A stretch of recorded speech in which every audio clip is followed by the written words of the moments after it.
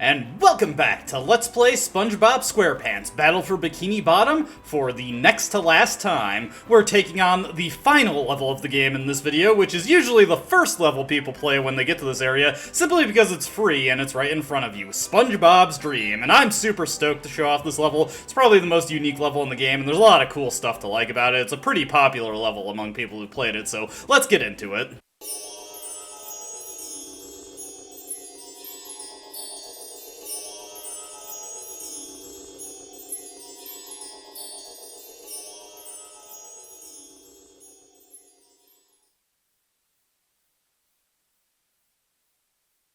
With sleep comes dreams. What mischief can be found in this subaquatic somnambulant realm? Dream bubbles. I'm surrounded by dream bubbles. I wonder what that means. Gary, what are you doing here? Wow. Oh, so I'm dreaming. Well, then first thing I'm gonna do is dream myself up a mustache. Wow. Thanks, Gary. It does make me look more rugged, doesn't it?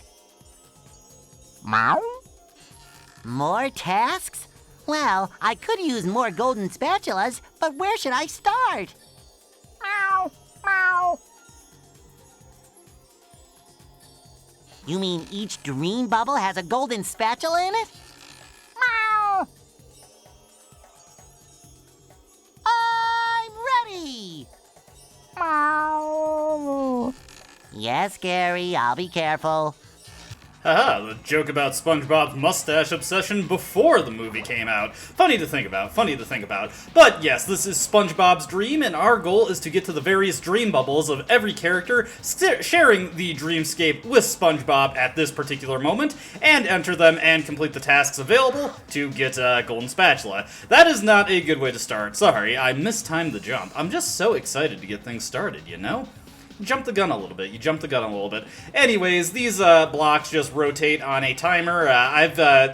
It's every time it rotates, you start counting 1, 2, 3, 4, and then it rotates. We want to wait for that one over there to rotate, and then we can start moving to the next one. Now, unfortunately for us, we do have to go across these blocks twice, and that's if I don't botch an upcoming jump, because we do have a spatula right at the start. You probably see those wooden platforms off to the left. We will be following something to collect a golden spatula there. Want to avoid the oil bubbles there. And we should just be able to jump up here. Let's make sure we take this guy out so he's not causing us problems while we're trying to get the golden spatula. There we go. Nice and clean bubble bowl. Anyways, hit the paddle ball here, or the paddle wheel, sorry. Paddle wheel drops a ball, that is what I was trying to say. And we just want to follow this on down. And you may remember way at the beginning of the game, it's been a while since we've seen a ball like this, you can jump on the ball and use it as an additional platform to get a golden spatula in the air there. Yeah, it's literally a mechanic we have not seen since the first video. I feel like somebody put a lot of effort into programming these balls and their physics into the game, and they just never ended up being used. Anyways, we have to platform across the blocks again, so one jump cut later. Smash cuts, you gotta love them, right? Anyways, to get to the next section of the level, we have to head on down the slide here, and get used to sliding for a little bit, because our first set of tasks for this level is going to be based heavily around sliding. We are reaching the final slide of the game, and probably the most complex in terms of layout. Also, we'll just feed this clam preemptively. But it is not as difficult as the kelp vine slide. As you can see, paying off that cache gate there opens up a bunch of bounce pads that will allow us to get to Squidward's Dream Bubble. Now, heading over this way, there is actually not really anything over here. I just wanted to go around to show you that mostly it's just some robots are present if you want to kill them. There are some tikis to break and shiny objects to collect, of course, and that's about it. Thankfully, all of the items like socks are located within the Dreamscape levels, so let's actually stop beating around the bush and get into them. We will start with Sandy's Dream.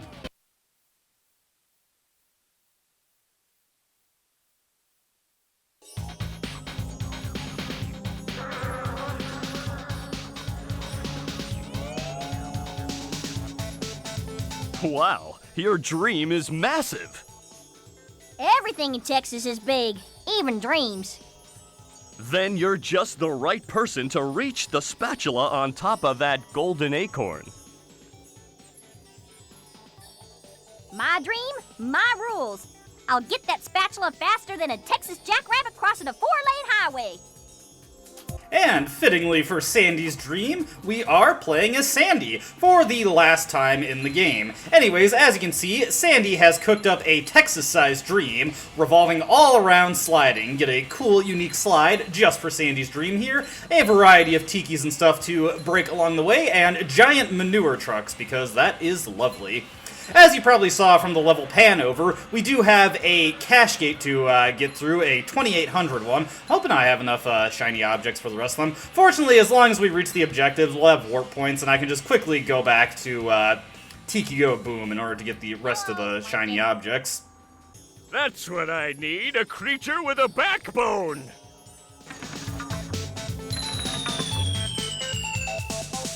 Who puts challenges in their own dreams? Squirrels, we're tough like that. Oh, you'll need to be real tough to make this series of swings. I could do it in my sleep. You are asleep. As I said, in my sleep. Well, there's a golden spatula out there for you if you make it far enough. I'll do it so fast, it'll make your head spin faster than a horny toad on a merry-go-round. Why can't I ever just dream normal dreams of world domination? A horny toad? Anyway, after shutting Plankton up for a little bit, honestly, the swinging is probably the least difficult part of this challenge, truth be told. The game, as I've demonstrated many times, is fairly generous with the hit detection for the swing points. As you can see, this is where it looks a little bit scary, but you just smash the B button once the swing point is in view, and you're golden. Anyways, we've got a little bit of a combat challenge to... Oh, come on, Sandy. That wasn't even anywhere close to you. Why would you go for that? We've got a bit of a combat challenge here. We've got a Duplicatatron just constantly... I so often complain about the random effectiveness of projectile enemies in this game, and that is a good example of them being randomly effective. Anyways, we just gotta take out all these robots. There's plenty of underwear located around the outskirts of this arena, should you need it. As you can see, it is completely on oil, so you do have to be careful about getting slipped and slided around. Oof.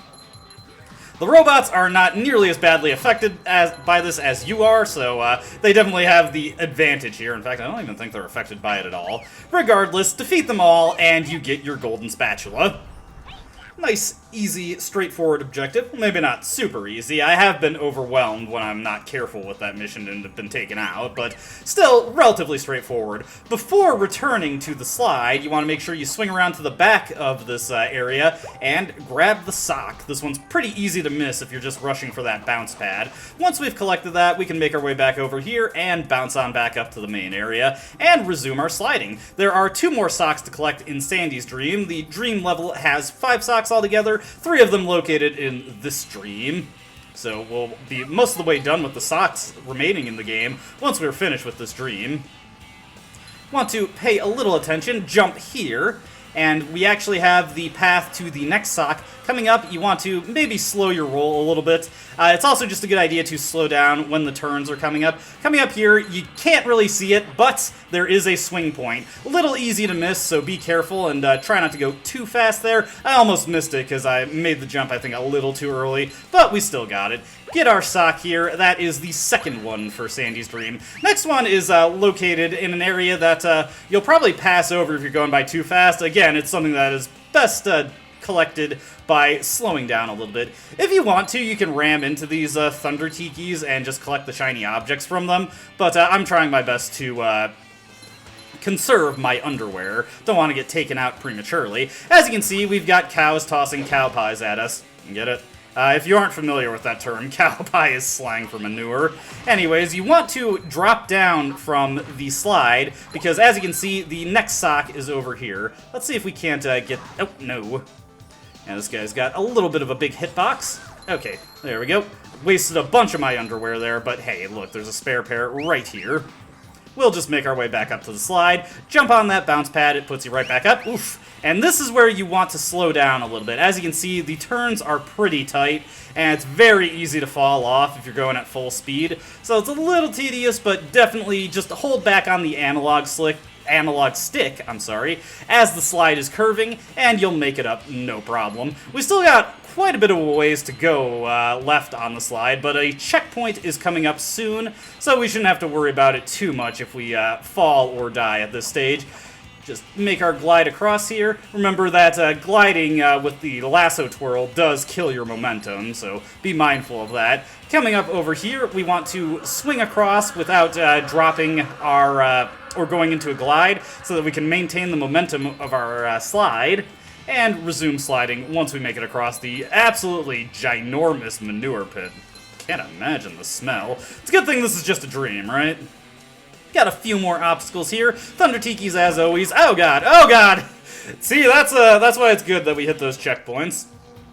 That's actually the first time I've actually fallen off the slide in this area, and of course it was due to getting hit by a cow pie. Just the most gratifying and dignified way to die.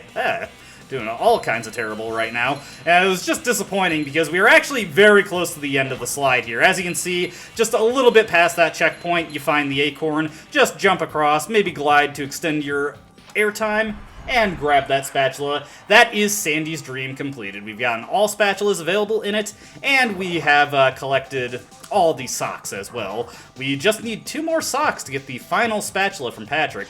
And as you can see, there's a line of tikis over some thunder tikis here, and if you tiptoe across the tikis, you can get that purple shiny object by platforming onto the stone tikis over there, but frankly, that's far too difficult for me to want to try and contend with, so we're just gonna blow those up and get a huge combo.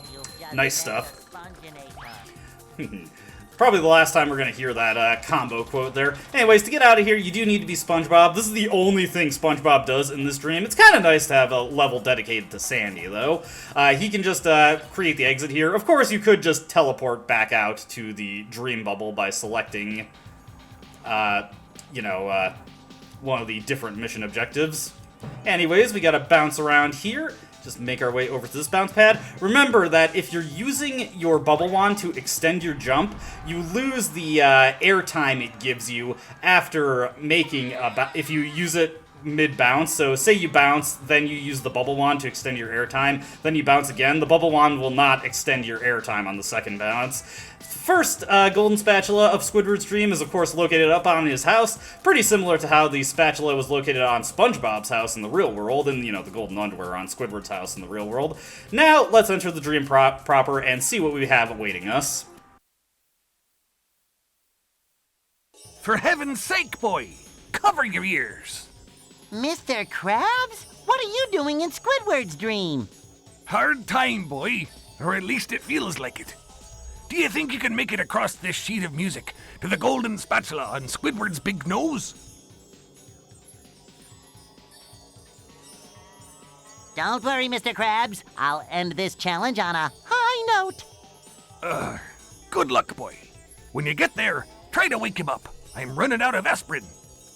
I'll try my best, Mr. Krabs. Anyways, Squidward's dream is probably the most complicated platforming segment in the game. Starts off pretty simple. We've just got these notes hanging in the air, but the variety of notes we come across will quickly begin to vary. These notes right here, they only persist for a little bit when you land on them. Stand on them too long and they'll begin to fall, with you along with them. As you can see, for decor in Squidward's dream, we rather appropriately have a bunch of his paintings, as well as his Sureface from oh man, I can't believe I'm blanking on my SpongeBob episode names. It was the Just One Bite, Just One Bite. Does this look unsure to you?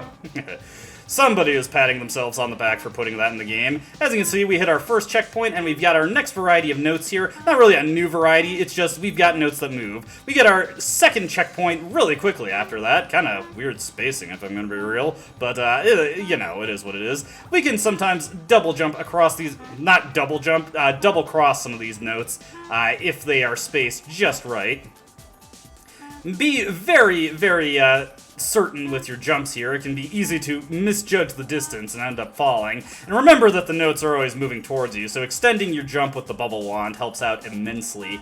With that checkpoint, we get our... Oh, man.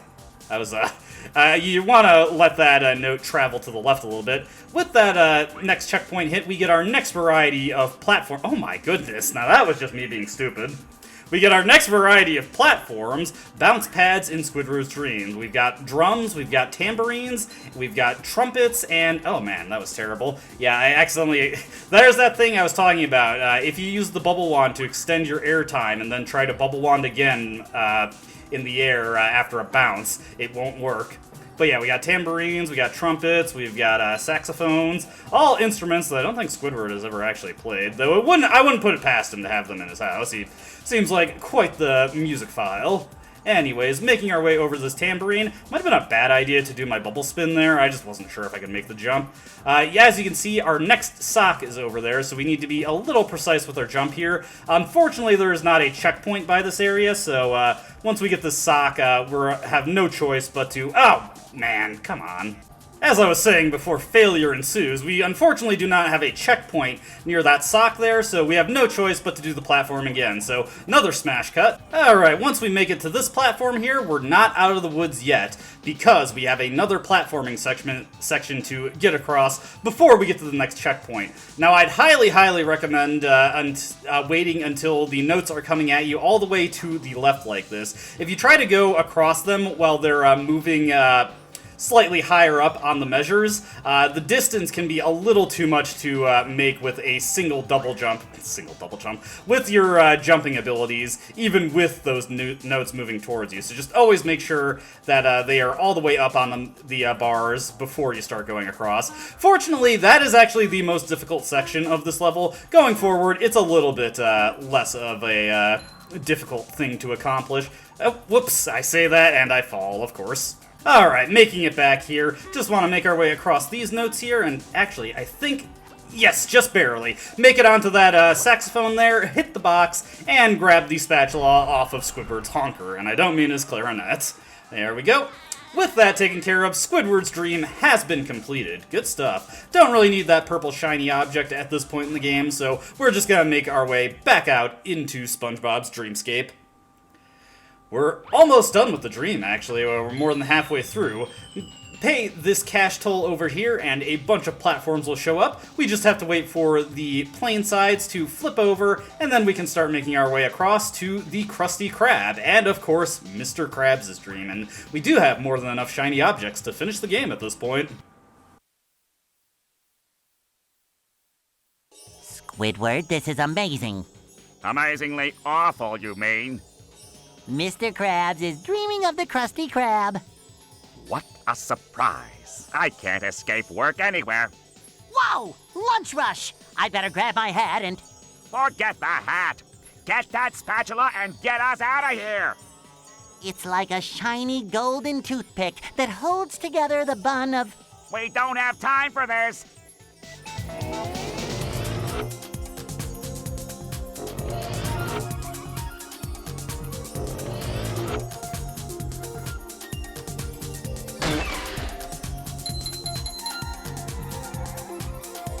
Alright, Squidward really is a character that you do emphasize more and more with as you get older, but that's neither here nor there. We've got a pretty unique combat challenge to deal with in Mr. Krabs' dream. As you can see, we've got a variety of Krabby Patties floating in the air with Duplicatatrons on them. The patties will begin to disassemble as robots are destroyed, allowing you to get on top of them and destroy the Duplicatatrons. Until you can destroy all the Duplicatatrons, though, you're going to be constantly harassed by a variety of robots that are spat out at you. Now, there are numerous ways that you can cheese this, and I usually do it when playing personally, but let's try and play a relatively honest thing here. As you can see, the griddle can be a little slick, so be careful with that. Woo! And, whoa, no, oh no! Better get away from there. Woo, oh geez. Yeah, you can get surrounded super easy here. A pretty good variety of annoying robots to have to deal with, and you probably, oh, come on. You probably saw that there is a sock down there. We'll get that once all the robots have been defeated. Before we start destroying any more, let's of course get the Duplicatatron taken care of. Now, one way that you can cheese this mission, you see this olive here. If you stand behind it, this allows you to throw out cruise bubbles to take out the other Duplicatatrons, while keeping you relatively safe from the oil bubbles being spat at you. So it's actually pretty advisable to do that. Oh, no. No, man. Having a rough time here. Mobility is all kinds of weird. Oh, dear. Yeah, these little robots, like, you wouldn't think they're that dangerous because they're the most basic enemy in the game, but I always have so much trouble with them. It's, weird. You wouldn't think it. Anyways, man, have we... Okay, we're almost got that one. I believe, you have to destroy specific types of robots in order to get the patty to start disassembling. Come on, take that guy out. That should cause the other one to drop. And once that's done, we might just be able to do some bubble bowls to start taking out these oil bubble robots. Oi, the fire. It's a very nasty hot skip rope that we're having to make here. This is going much more poor than it did in my previous playthrough of the game. Okay, so what we gotta do now is just start throwing out bubble bowls and hopefully start taking these guys out. Also, if I was having any shiny object woes, defeating all these guys would definitely take care of them for me. Now, I probably could just cruise bubble the final Duplicatatron at this point, but what the heck, we're already up here, and I said I'd do this honestly, so let's do it honestly. Fortunately, the tomato is giving us pretty good cover, all things considered. Alright, take that guy out. Let's, Woo. Alright, I believe now that we're taking out their associated Duplicatatrons, the other robots are starting to, their flow is starting to stymie, and we don't have to worry about them overwhelming us as badly as they have been. Alright, take this guy down. Good stuff, good stuff. Alright, let's start with the hot skip rope guys. Remember to do a single jump in order to avoid the rope. I would do bubble bowls to take these guys out mostly, but it's a little tricky with all these different enemies keeping up the pressure. Alright, bubble bowl this guy down. Cruise bubble also is effective against these guys, but remember, that locks you in place. Oof, that was actually much closer than I would like. There we go. With all of them destroyed, we get the golden spatula. Got pretty dicey there. I was half expecting to have to do it over again, but we made it in one shot. There we go. Let's get over here and make sure that I do not fall. Not that it really matters. So long as you destroy all of the robots and the golden spatula has appeared, you do not have to do the mission again. So that's something to be thankful for. With that all taken care of, let's grab our final golden spatula. Not final golden spatula. I was saying it like our final golden spatula for Mr. Krabs' Dream, but there was only one golden spatula for Mr. Krabs' Dream, so kind of redundant to say. But we also got the final sock of the game, so I guess it's kind of like the final golden spatula from Socks was also the final golden spatula of Mr. Krabs' Dream. There we go. Let's just let all these blocks rotate. As you can see, they don't exactly rotate in a neat pattern, so have to be a little bit careful there. Oh, that was scary. I almost let that get out of hand for me. Once these rotate again, we can go to the center one. There we go. And just make our way across here. Now, what awaits us in Patrick's Dream? Sometimes the trigger doesn't appear. Patrick, you have a golden spatula. Give it here. Not so fast, SpongeBob. You'll have to pass my test before you get this golden spatula. Very well, sir. Challenge accepted. Very well. Your challenge is to find the golden spatula. You're holding it.